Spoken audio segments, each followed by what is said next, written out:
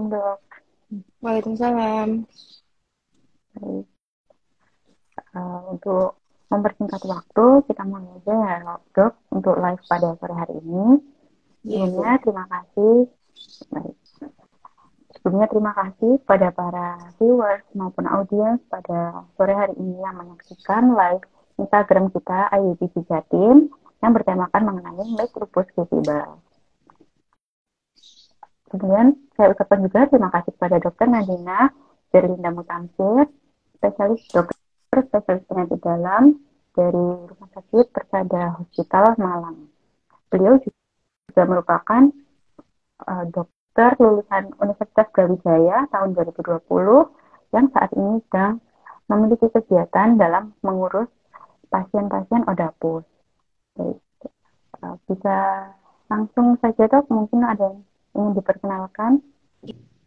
Ya, baik. Saya Dr. Nadine, spesialis penyakit dalam ya. Jadi dalam rangka menyambut Hari Lupus Dunia ini, alangkah baiknya kita mungkin lebih memahami tentang lupus, mulai dari apa itu lupus, bagaimana gejalanya, kemudian apakah benar yang dikatakan orang kadang apa lupus menular, merupakan penyakit keturunan dan lain sebagainya. Kemudian bagaimana sih terapi pasien-pasien lupus, mungkin tidak untuk pengetahuan kita dan juga bila ada sekitar kita yang menderita lupus, kita bisa memberikan pemahaman atau kita bisa memberikan pengertian baik kepada pasiennya sendiri atau kepada orang-orang di sekitar kita.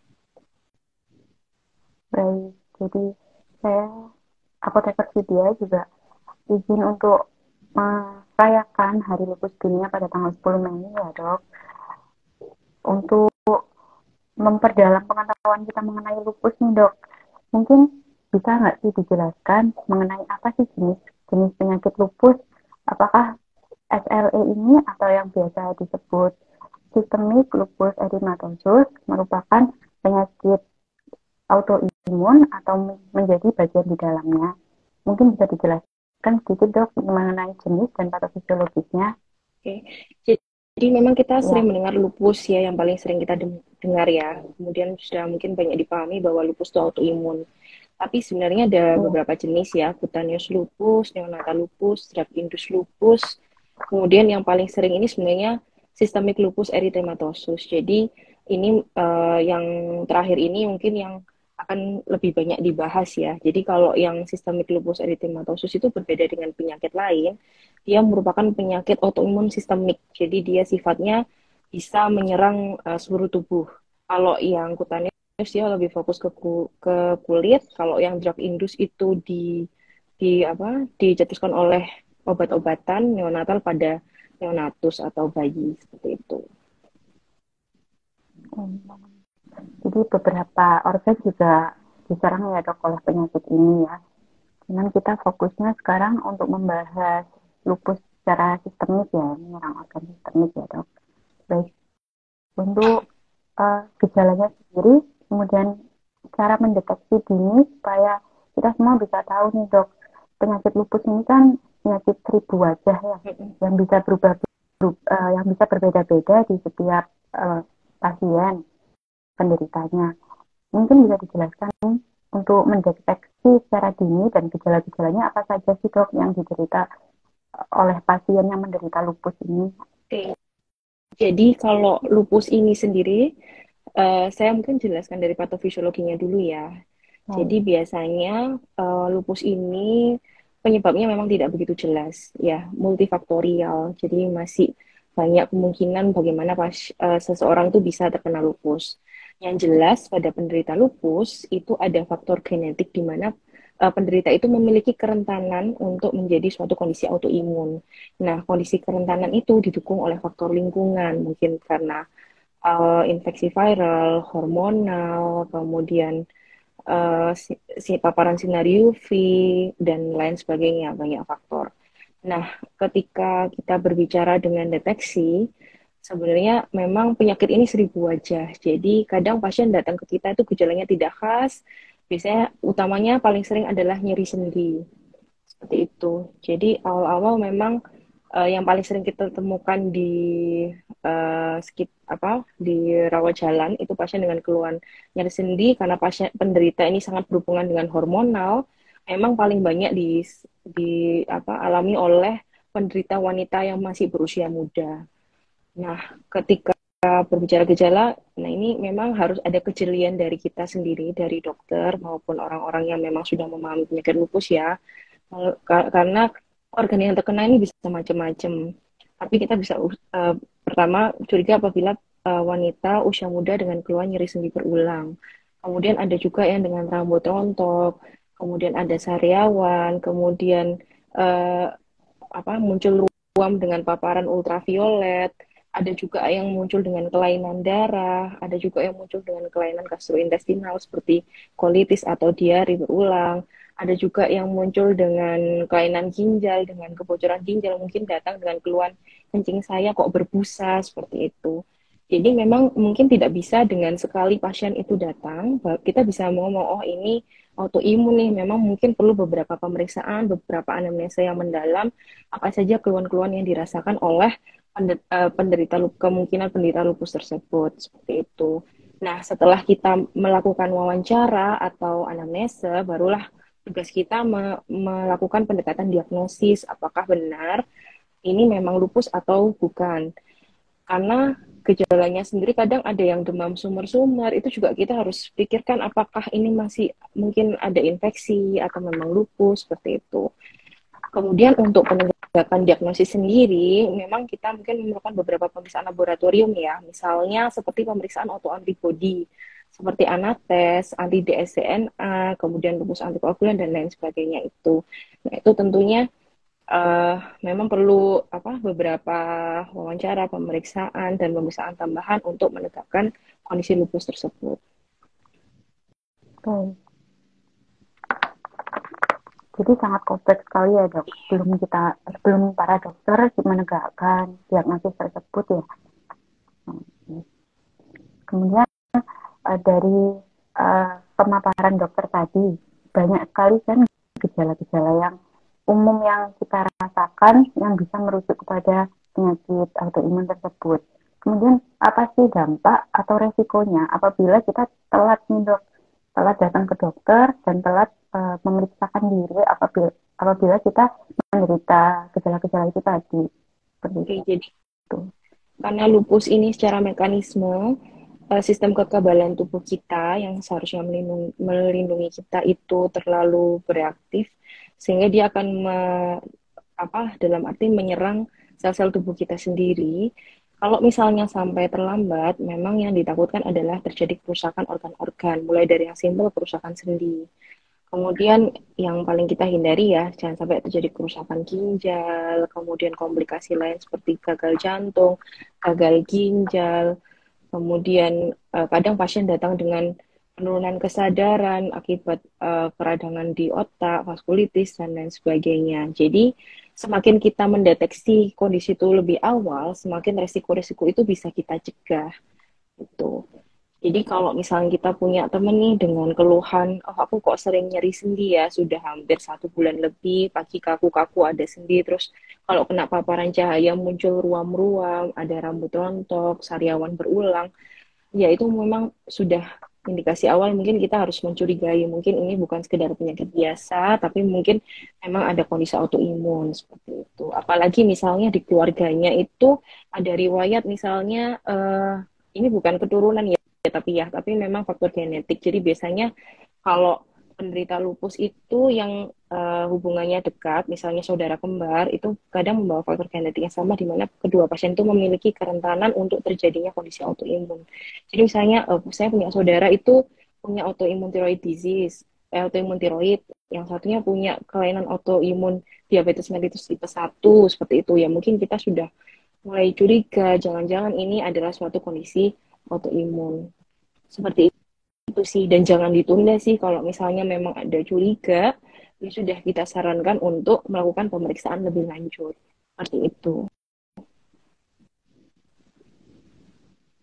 Jadi apabila kita ada keturunan gitu ya dok, itu boleh ya kita memeriksakan diri kita sendiri, datang inisiatif ke dokter. Oke. Mungkin nggak hal tersebut bisa terjadi gitu. Kalau keturunan sebenarnya ini bukan ya, kalau keturunan bukan, karena tetap yang utamanya faktor genetik. Cuma kalau memang ada riwayat keluarga dengan penyakit autoimun, memang mungkin ada resiko sih, tapi tetap berdasarkan klinis saja, tidak langsung di screening. Jadi kita lihat klinisnya dulu, karena penyakit lupus ini kan memang 1000 rupa ya. Jadi kitanya yang harus jeli terlebih dahulu apa benar ini ada gejala autoimun atau tidak. Karena obat-obatannya pun kan termasuk obat imunosupresan, jadi tidak bisa sembarangan. Kemudian diagnosisnya pun harus melalui dokter. Seperti itu. Dan untuk tadi yang sudah disampaikan ya dok, dari obat-obatannya sendiri, itu kan secara kita lihat dari gejalanya sangat kompleks ya dok, dan bisa menyerang beberapa organ, multi organ bisa disebut.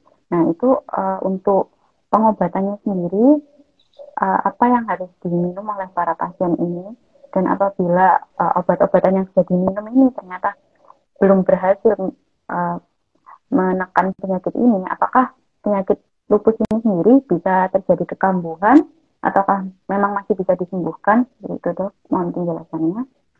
Oke, jadi penyakit lupus ini uh, yang pertama tentunya jangan obat-obatan langsung ya. Yang pertama tetap pasiennya tetap kita edukasi untuk pola hidup sehat.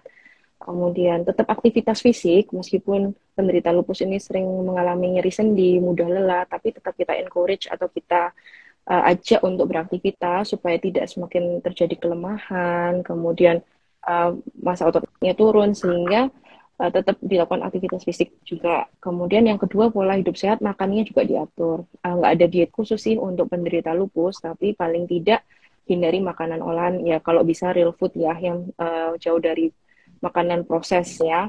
Kemudian yang ketiga suplemen boleh dikasih kalsium, vitamin D seperti itu karena seringkali kekurangan vitamin D ini juga bisa memicu terjadinya flare atau kekambuhan dari lupus. Nah, yang keempat, kita baru masuk mulai ke obat-obatan. Kalau obat-obatan itu sebenarnya sesuai dari gejalanya. Jadi kita nggak bisa langsung, oh kalau lupus ini kita langsungnya obatnya misalnya yang paling sering ya kayak pas awal biasanya kita kasih methylprednisolone gitu. Bisa, kita harus lihat derajat penyakitnya dulu. Untuk derajat penyakit yang ringan, misalnya hanya ruam-ruam, nyeri sendi, yang tidak ada keterlibatan organ berat, mungkin kita bisa berikan pemberian obat-obat golongan hidroksikloroquine, kemudian methylprednisolone dosis rendah, seperti itu, sama salep-salep untuk ruam-ruam, misalnya discoid rest dan lain sebagainya, ruam lupus ya. Kemudian kalau derajatnya sudah mulai naik ke derajat sedang sampai derajat berat, nah itu mungkin bisa kita pertimbangkan pemberian steroid yang lebih tinggi dosisnya. Dan kalau sampai berat misalnya sampai menyerang ginjal, sampai menyerang lapisan paru-paru, sampai menyerang paru-paru, itu baru kita pertimbangkan pemberian obat-obat dosis tinggi plus obat imunosupresan golongan lain seperti siklosporin, terus apa MMF seperti itu. Cuma itu semua tergantung dari derajat penyakitnya. Ketika derajat penyakitnya sudah bisa diturunkan, mungkin kita bisa mulai tapering off obat-obat yang kita berikan pada pasien lupus. Jadi memang tidak bisa kita langsung memberikan obat tanpa melihat kondisi klinis. Memang ini sangat tergantung dari kondisi klinis dari tiap-tiap penderita lupus. Nah, nanti kita evaluasi. Tentunya kita akan berusaha target utama kita adalah mencapai remisi atau mencapai kondisi bebas gejala pada pasien lupus. Kemudian dengan dosis steroid seminimal mungkin karena dosis steroid sendiri kan banyak efek sampingnya ya. Seperti itu. Itu sih kalau untuk lupus. Jadi kita tidak bisa langsung obatnya ini tidak seperti infeksi ya. Jadi tetap kita lihat klinis karena memang sangat kompleks. Kemudian kita lihat juga kira-kira aman nggak diberikan karena sangat personalized. Misalnya ada gangguan liver, gangguan ginjal, apakah sedang dalam merencanakan kehamilan, apakah pasiennya sedang hamil, seperti itu. Baik. Oh, penjelasannya kompleks sekali dok, seperti penyakitnya. Ya, tadi kan sudah disampaikan juga ya sama dokter, kalau penyakit lupus ini sebisa mungkin tercapai kondisi remisi ya dok. Untuk kondisi remisi sendiri ini, apakah pasien bisa dinyatakan sembuh, ataukah hal itu bisa kambuh lebih parah lagi dok? Kalau autoimun itu memang tidak bisa kita katakan sembuh ya, tapi memang kita bisa katakan remisi karena memang bisa kambuh lagi. Kondisi stres itu bisa menyebabkan gangguan, kondisi infeksi, terpapar sinar UV berlebihan, kemudian kehamilan sendiri kalau pada pasien ibu usia produktif itu bisa menyebabkan kekambuhan dari lupusnya. Tentunya tetap makanya kita pantau ya. Kalau pasien yang masih flare ya kita pantau tiap bulan. Kalau sudah mulai mencapai remisi bisa kita atau sudah mulai stabil bisa kita pantau tiap 3 bulan dan itu tentunya ada penilaian khusus untuk sesuai dengan konsensus dari lupusnya seperti itu. Cuma ya pasti target kita dokter semua ya, dan tentunya pasien kita harapkan pasien itu dalam kondisi stabil, tidak ada gejala. Baik, untuk harapan pasiennya berarti supaya tercapai kondisi lupus yang bisa teratasi ya dok, dengan tidak ada gejala ya, dan terus bisa dipantau ya, gitu ya dok. Kemudian untuk terapi pencegahan sendiri dok, untuk terhadap pasien lupus ini apa tuh dok? Ini pencegahan supaya tidak kena lupus atau Pencegahan supaya tidak kena lupus bisa juga, atau nanti pencegahan supaya lupusnya tidak lebih parah. Tadi kan disampaikan lupusnya bisa ringan, sedang ataupun berat ya dok. Dan untuk lupus sendiri ini kan juga bukan penyakit menular ya dok. Bukan. Iya. Ini autoimun. Iya. Jadi kalau untuk pencegahan supaya tidak terkena lupus itu memang agak susah ya karena penyebabnya pun multifaktorial. Jadi bisa jadi kita itu punya kerentanan. Kita waktunya tiap orang beda-beda. Jadi kadang ada yang 2 tahun terpapar baru kena, 3 tahun, ada yang bertahun-tahun baru dia kena, tergantung faktor lingkungannya juga seperti itu, sama faktor genetiknya dari tiap-tiap individu. Jadi kalau untuk pencegahan ya at least kita hidup sehat ya. Untuk mencegah terjadinya misalnya kita punya kerentanan ya hidup sehat, tapi itu pun tidak menjamin karena banyak faktor resiko di luar yang kadang tidak bisa kita kendalikan. Nah, yang terpenting ketika kita menderita lupus atau kita mempunyai keluarga dengan lupus, yang pertama ya sebagai diri kita, misalnya kita lupus, ya paling tidak menjaga kesehatan. Kesehatan itu baik fisik, kita istirahat cukup, diet, olahraga yang sekuatnya penderitanya ya, misalnya berenang atau jalan pagi ringan seperti itu. Kemudian hindari makanan proses food, kemudian hindari paparan sinar UV dengan memakai sunscreen atau dengan SPF at least 30. Kemudian tentunya yang penting dukungan dari keluarga juga sih, karena pasien lupus ini kan harus minum obat seumur hidup, kemudian kadang ada gejala yang di luar kendali mereka, jadi dukungan dari teman-teman dan keluarga itu tentunya bisa sangat membantu sih supaya resiko untuk timbulnya stres sehingga menyebabkan kondisi lupus yang semakin berat itu bisa dicegah. Terus ya infeksi juga ketika kita dengan hidup dengan penderita lupus, ketika kita sedang sakit ya sudah kita otomatis menjaga diri juga, kita pakai masker, kemudian jangan sampai mereka ikut terkena infeksi dari kita. Jadi supaya yang penderitanya sehat, kitanya juga pokoknya jangan membawa penyakit lah ke penderita lupus yang seperti itu. Kalau untuk yang lain-lain bisa sih kayak misalnya yang lain-lain ya, kayak misalnya vaksin atau tidak vaksin hidup itu bisa dipertimbangkan seperti itu. Terus ya itu sih utamanya sih vitamin D, kalsium itu juga penting ya untuk penderita lupus. Baik, lengkap sekali ya dok untuk pencegahan untuk menghindari penyakit lupus ini maupun penderita lupus itu sendiri. Yang utamanya minum vitamin D dan vitamin C, kalsium ya dok. Iya itu suplemen ya, karena kan mereka tidak bisa mendapat asupan matahari yang cukup seperti kita karena paparan juga bisa menyebabkan mereka flare. Jadi kita kadang suplementasi juga vitamin D seperti itu untuk mencegah untuk menambah asupan dan mencegah flare juga seperti itu. Ya tapi utamanya banyak faktor sih yang menyebabkan kekambuhan itu. Jadi ya memang biasanya penderita lupus itu sudah hafal sih. Mereka udah tahu kayak, wah aku kecapean nih, resiko seperti itu. Biasanya mereka sudah ngerti kapasitasnya seperti itu.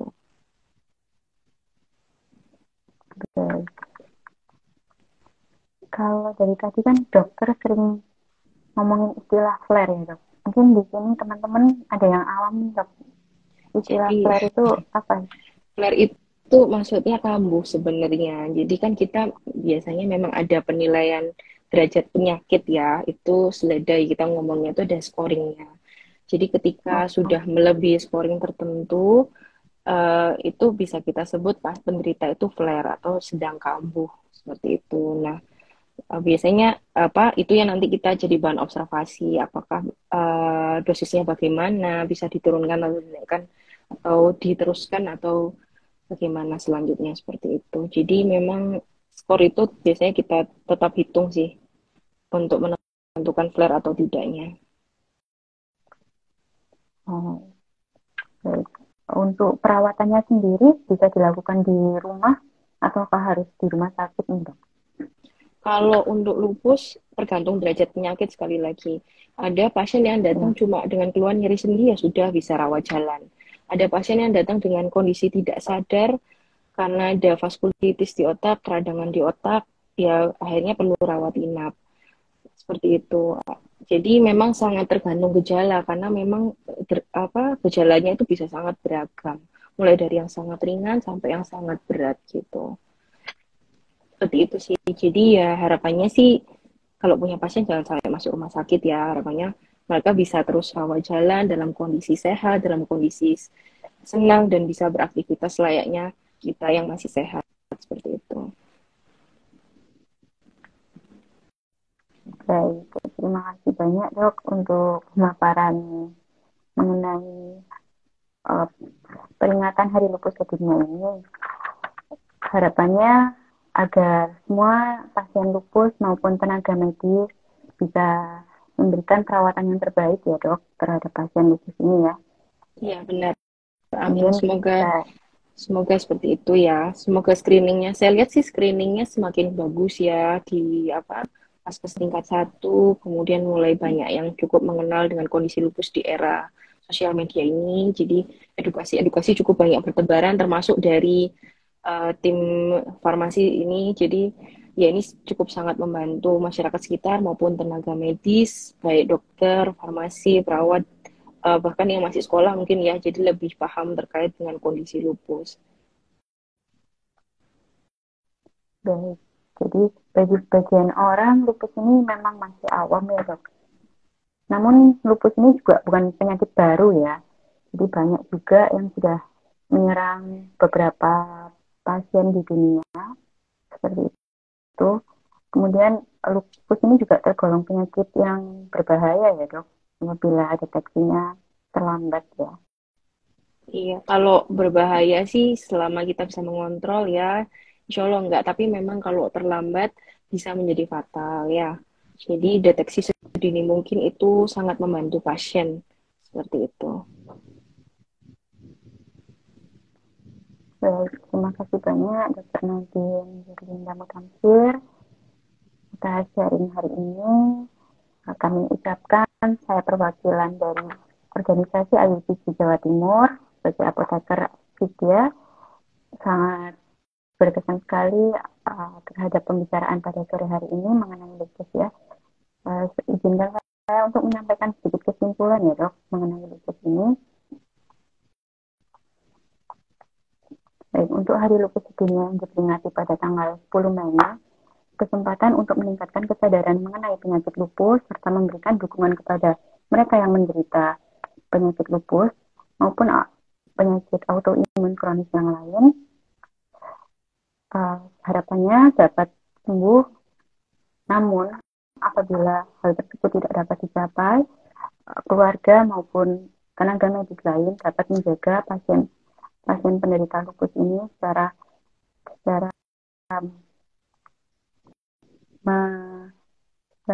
kondusif supaya tidak terjadi uh, kondisi-kondisi yang tidak diinginkan. Seperti itu. Untuk diagnosisnya sendiri selain dilakukan anamnesa, dokter-dokter spesialisnya di dalam dengan dokter konsulen lainnya dapat melakukan pemeriksaan laboratorium maupun pemeriksaan tambahan. Untuk gejala dari lupus sendiri dapat terjadi pada multi organ seperti kerusakan sendi, ginjal, sistemik, dan otak. Untuk deteksi dini sangat membantu agar supaya penyakit ini bisa dapat segera dicegah. Tetap selalu mengedukasi para pasien lupus, tetap selalu menjaga aktivitas fisik agar tidak terjadi penurunan massa otot, menjaga makanan, olahraga yang teratur, menghindari rokok, dan meminum suplemen-suplemen yang dapat membantu meningkatkan daya tahan tubuh. Seperti itu kesimpulan dari live pada sore hari ini. Terima kasih sebelumnya Dr. Nadine.